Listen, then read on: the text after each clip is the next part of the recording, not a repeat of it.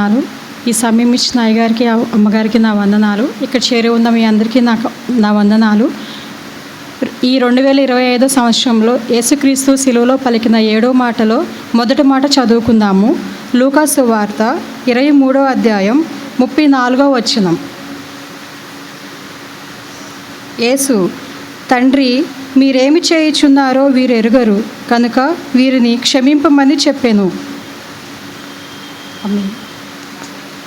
సేవకులకి సేవకురాలకు నా ప్రత్యేకమైన వందనాలు. కూడొచ్చిన సహోదరులందరూ కూడా నా ప్రత్యేకమైన వందనాలు చెల్లించుకుంటున్నాను. ప్రార్థన చేసుకుందాం. మహోన్నతుడా, మహాగణుడా, సర్వశక్తిమంతుడా, సర్వాధిపతి, ఘనమైన శ్రేష్టమైన నామమును బట్టి మీకు వేలాది కృతజ్ఞతాస్తుతులు స్తోత్రాలు చెల్లిస్తూ ఉన్నాం ప్రభా. అయ్యా, మరి ఇది నాన్న శుభశుక్రవారంగా ప్రభా మేమందరము కూడా నీ పాదాలు ఎదుర్కోవటానికి మీరు మాకు ఇచ్చిన కృప కొరకే స్తుతులు చెల్లిస్తున్నాం ప్రభా. అయ్యా, మేము పొందవలసిన శిక్ష అంతా కూడా ప్రభా మీరు కలువరి శిలువలోనైనా అయ్యా మా దోషములు మా పాపములు ప్రభా నీ మీద మోపబడి ఉన్నవి తండ్రి. మా కొరకు నీ స్వరక్తం ఇచ్చి ప్రభా నైనా నీ విలువైన రక్తాన్ని మా కొరకు నైనా అయ్యా మండు టెండల ప్రభా నైనా నువ్వు కార్చిన గొప్ప దేవుడవు తండ్రి. నువ్వు రక్తము కార్చుట ద్వారా మాకు రక్షణ ప్రభా. నువ్వు నైనా నీ స్వరక్తం ఇచ్చి మమ్మల్ని కొన్నావు. నీ బిడ్డలుగా మమ్మల్ని చేసుకున్న దేవానికి స్తోత్రాలు. నీ సొత్తైన ప్రజలుగా మమ్మల్ని మలుచుకున్న మా ప్రభా మీకు స్తోత్రాలు అయ్యా. అయ్యా స్తోత్రాలు చెల్లిస్తూ ఉన్నాం ప్రభా. మరి దినమును తండ్రి ఈ ప్రత్యేకమైన దినముగా సంఘముగా మేము కూడుకుని ప్రభా నీ పాదల యొద్ద ప్రభా అయ్యా నువ్వు సిలువలో పలికిన 7 మాటలు ప్రభా బిడ్డలో నేను ధ్యానించబోతుండగా బిడ్డలందరి పక్షంగా మీ కార్యాలు జరిగించండి, మీరు అభిషేకించండి ప్రభా. అయ్యా మీ ఆత్మతో బిడ్డలందరినీ కూడా మీరు నింపండి ప్రభా, ధైర్యపరచండి. పరిశుద్ధాత్మదేవ బిడ్డలకు సహాయం చేయమని వేడుకుంటున్నాం ప్రభా. నిలబడేది బిడ్డలే కానీ పరిశుద్ధాత్మదేవ నీవు వారిలో ఉండి మీరు మా అందరితో కూడా మీరు మాట్లాడండి అయ్యా. మొదటి మాటగా బిడ్డలు ప్రభా బిడ్డ వెసిలి చెప్పబోతుండగా మీరు ఆ బిడ్డను అభిషేకించండి అయ్యా. చక్కగా బిడ్డ చెప్పగలిగే ఆ జ్ఞానాన్ని ఆ తెలివిని బిడ్డకి దయచేయండి, ధైర్యపరచండి ప్రభా. ఆత్మదేవ బిడ్డకి సహాయం చేయమని వేడుకుంటున్నాం. బిడ్డలందరినీ కూడా మీరు అభిషేకించండి.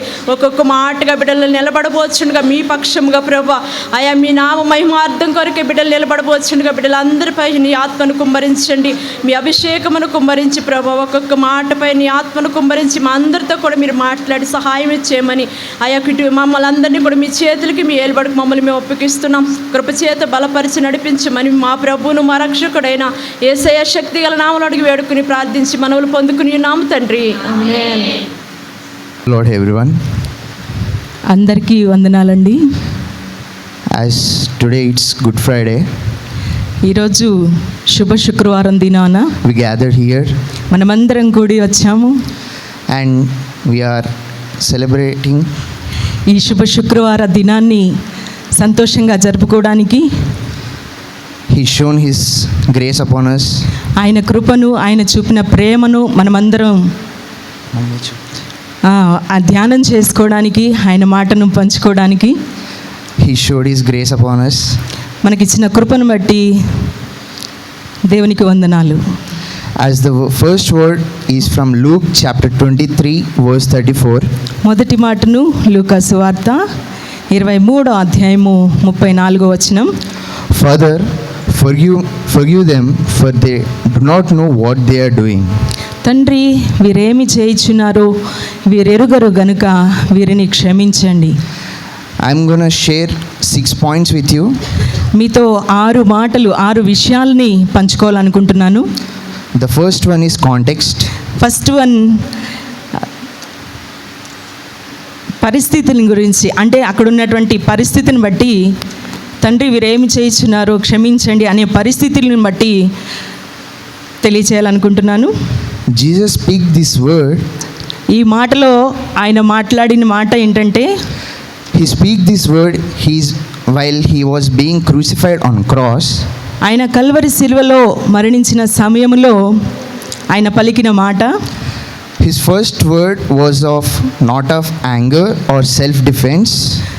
ఆయనను బట్టి కాదు, కోపం ద్వేషంతో ఉన్నటువంటి పరిస్థితిని బట్టి కాదు, but of forgiveness. అందరినీ క్షమించాలి అనే మాటని మొట్టమొదటిగా మాట్లాడారు. And the second point is రెండవ మాట ఏంటంటే the heart of forgiveness. హృదయపూర్వకంగా ఆయనను హింసిస్తున్నా క్షమిస్తున్నారు. Jesus' prayer reflects unconditional love and grace. ఆయన చూపించినటువంటి విస్తారమైన ప్రేమ, ఆయన కృపను బట్టి మనమందరినీ క్షమించారు. He did not curse his enemies. ఆయన శత్రువులందరినీ క్షమిస్తూ వచ్చారు. He did not seek revenge. ఆయన ఏమాత్రం రివెంజ్ తీసుకోలేదు, అంటే పగ తీర్చుకోలేదు. As of Isaiah chapter 53 verse 12, ప్రవక్త అయినటువంటి యెషయా చెప్పినట్లుగా యెషయా 53:12 he bore the sin of many and made intercession for the transgressors. అనేకుల పాపమును భరించుచు తిరుగుబాటు చేసిన వారిని గూర్చి విజ్ఞాపన చేస్తున్నారు. Even though while dying, Jesus fulfills his prophecy by praying for those who wronged him. ఆయన మరణమునందునట్లు అతడు తన ప్రాణమును ధారపోశారు. And the third point is, మూడో విషయానికి వస్తే, who was Jesus forgiving? యేసు ప్రభువారు ఎవరెవరిని క్షమించారు?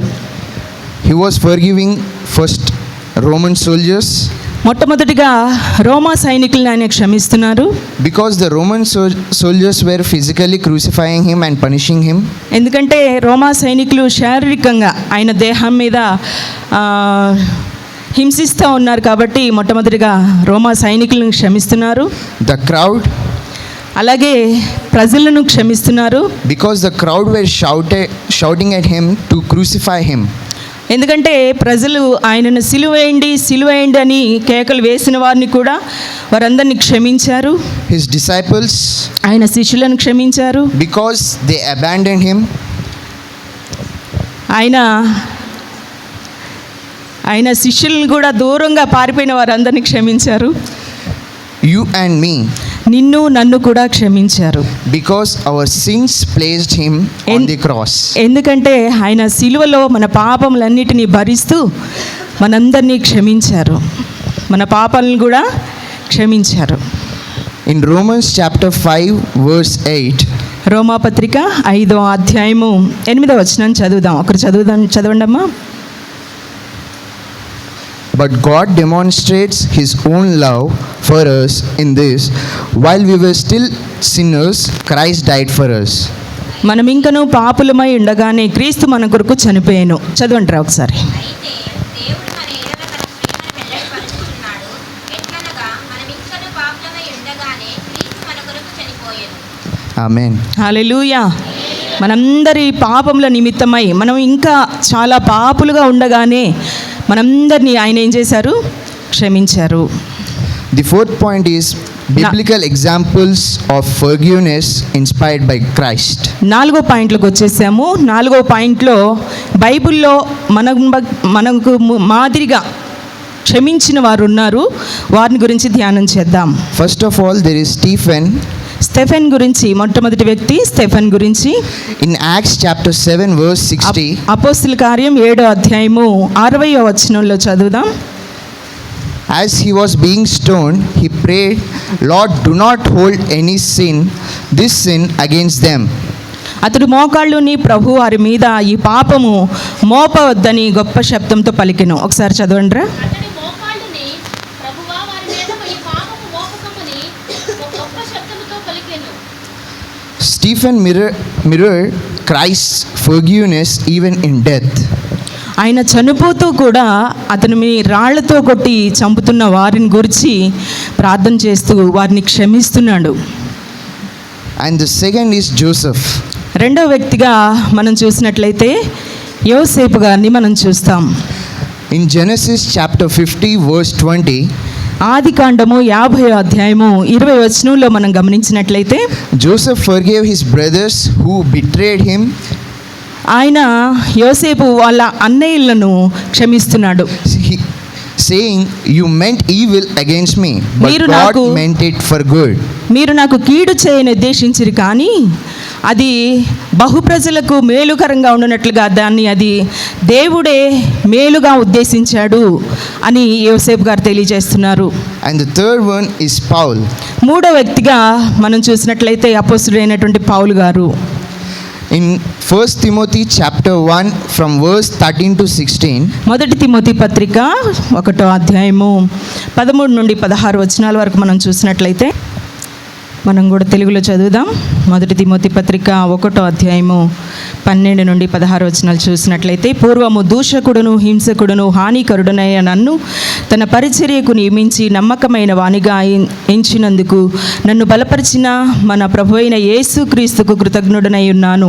తెలియక అవిశ్వాసము వలన చేసి తిని కనుక కనికరింపబడి తిని, మరియు మన ప్రభు యొక్క కృపయు యేసుక్రీస్తు నందున్న విశ్వాసమును ప్రేమయు అత్యధికముగా విస్తరించెను. పాపులను రక్షించుటకు క్రీస్తు యేసు లోకమునకు వచ్చెనను. వాక్యము నమ్మదగినదియు పూర్ణాంగీకరమునకు యోగ్యమైనదియునై ఉన్నది. అట్టి వారిలో నేను ప్రధానుడను అయినను నిత్యజీవము నిమిత్తము తనకు విశ్వసింపబోవు వారికి నేను మాదిరిగా ఉండులాగున యేసుక్రీస్తు తన పూర్ణమైన దీర్ఘశాంతమును ఆ ప్రధాన పాపినైన నాయందు కనపరిచినట్లు నేను కనికరింపబడితిని. Paul persecuted Christians, yet received mercy and became powerful witness of grace. అపోస్తలుడైనటువంటి పౌలు సౌలుగా ఉన్నప్పుడు హింసకుడుగా ఉన్నాడు, హానికరుడుగా ఉన్నాడు. మరి ఆయన ప్రజల్ని హింసించే వారిగా ఉన్నప్పటికీ పౌలు గారు, యేసుక్రీస్తు ప్రభు వారు పౌలు గారిని క్షమించి ఆయన కొరకు సాధనంగా చేసుకున్నారు. And the fifth point is why forgiveness matters. ఐదో విషయం ఏంటంటే, ఎందుకు అసలు మనం క్షమాపణ హృదయాన్ని కలిగి ఉండాలి, క్షమించడం ద్వారా మనకు కలిగే ప్రయోజనాలు ఏంటి నేర్చుకుందాం. Forgiveness frees us from the bitterness. క్షమించడం అనే విషయం ద్వారా మనలో ఉన్నటువంటి కోపాన్ని, ద్వేషాన్ని, క్రోధాన్ని వీటన్నిటి నుండి విముక్తిని కలుగు చేస్తుంది. It reflects the nature of Christ in us. క్రీస్తుని మనలో కనుపరుస్తారు. It shows spiritual maturity and obedience. క్షమించడం ద్వారా ఆత్మీయ ఎదుగుదల, విధేయతను కనపరుస్తుంది. In Ephesians chapter 4 verse 32, ఎఫెసీ పత్రిక 4వ అధ్యాయం 32వ వచనంలో, be kind and compassionate to another, forgiving each other just as in Christ God forgave you. తెలుగులో చదువుదాం ఒకరు. మీలో ఒకడు దయగలిగి కరుణా హృదయులై క్రీస్తునందు దేవుడు మిమ్మల్ని క్షమించిన ప్రకారం మీరును ఒకరినొకరు క్షమించుడి. మనం కూడా దయాహృదయులై క్రీస్తు మనలందరినీ క్షమించిన ప్రకారం, మనలో ఏ పరిశుద్ధత లేదు అయినప్పటికీ దేవుడు మన పాపమంతా ఆయన మీద వేసుకుని మనల్ని ఎలా క్షమించారో మనం కూడా అందరినీ క్షమించే హృదయం మనం కలిగి ఉండాలి. And the sixth point and the last point, in Matthew chapter 6 verse 14, మత్తయి సువార్త 6వ అధ్యాయం 14వ వచనం 15వ వచనంలో చూస్తే, here if you forgive others, ఇక్కడ మనం వేరొక వారిని క్షమిస్తే your father will forgive you. మనల్ని కూడా తండ్రి క్షమిస్తారు. మనం ఒకరిని క్షమిస్తే మనల్ని కూడా తండ్రి క్షమిస్తారు. Last point, the sixth point, application. How should we respond? 6వ విషయానికి మనం వచ్చేస్తున్నాము. మన వ్యక్తిగత జీవితంలో ఎలా దీనిని అమలు చేసుకోవాలి. Forgive even when it's hard. ఎంత కష్టమైనప్పటికీ క్షమించే అనుభవం మనం కలిగి ఉండాలి. Pray for your enemies. మన శత్రువుల కొరకు మనం ప్రార్థన చేయాలి. Ask God to bless and change them. వారిని మార్చమని, వారిని దీవించమని ప్రార్థన చేయాలి. And lead by an example. అందరికీ మాదిరిగా జీవించాలి. Show Christ-like love in your family, church and workplace.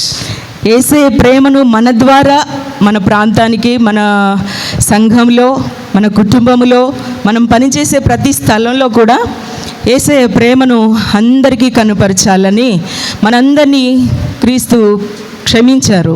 In John chapter 3 verse 17, యోహాను సువార్త 3వ అధ్యాయం 17వ వచనంలో, for God did not send his son into the world to condemn the world, but to save the world through him. 3వ అధ్యాయం 17వ వచనం చదువుదాం. లోకము తన కుమారుని ద్వారా రక్షణ పొందుటకే గాని లోకమునకు తీర్పు తీర్చుటకు దేవుడు ఆయనను లోకంలోనికి పంపలేదు. హల్లెలూయా. లోకము తన కుమారుని ద్వారా రక్షించబడడానికే పంపించారు, కానీ ఈ లోకానికి తీర్పు తీర్చడానికి పంపలేదు అనే విషయాన్ని మొట్టమొదటిది మాట ద్వారా తెలియజేస్తూ వస్తున్నారు. As Jesus forgave others, we should also forgive and live an example to others how Jesus Christ forgave others. హల్లెలూయా. యేసుక్రీస్తు ప్రభు వారు సిలువలో అందరినీ క్షమించారు. ఆది మానవు నుండి ఈ దినం వరకు ఉన్నటువంటి ప్రతి మనిషిని కూడా ఏం చేశారు? క్షమించారు. అలాగున మనమందరం కూడా క్షమా హృదయం కలిగి ఉండాలని దేవుడు కోరుకుంటున్నాడు. Amen. దేవుడి మాటలు దీవించునుగాక.